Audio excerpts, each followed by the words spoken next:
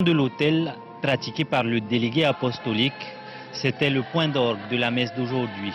Une pierre de 6 tonnes qui est consacrée, la relique d'un des martyrs de l'Océanie, Saint-Pierre Chanel, est placée à sa base. C'est l'un des plus vieux rituels de la liturgie catholique. L'autel ancien était en bois. Il a été remplacé par ce nouvel autel en pierre et c'est pour cela que nous devons le consacrer. La cérémonie a démarré 1 heure plus tôt.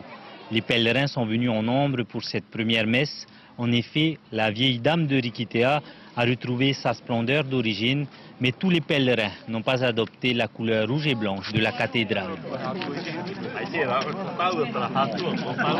Ça fait déjà quelques années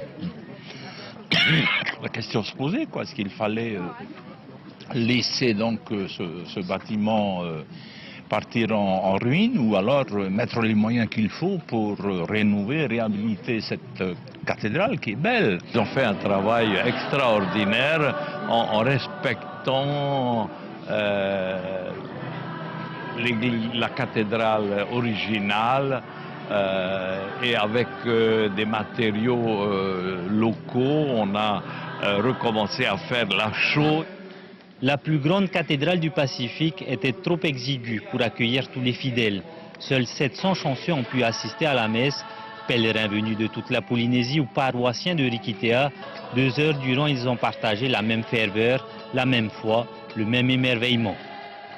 Elle est merveilleuse et puis tout le monde est heureux aujourd'hui. Ça fait 6 ans qu'on attend que cette cathédrale soit terminée. On est tous heureux. 2 évêques, tous ces prêtres, cette foule à côté, c'est vraiment grandiose. Il y a de quoi avoir, comment dirais-je, grande émotion. Quand on était arrivé le premier jour, on voyait le lieu, c'était super, on s'est dit ça va être magique. Ça l'était. Une cérémonie placée sous le signe du recommencement.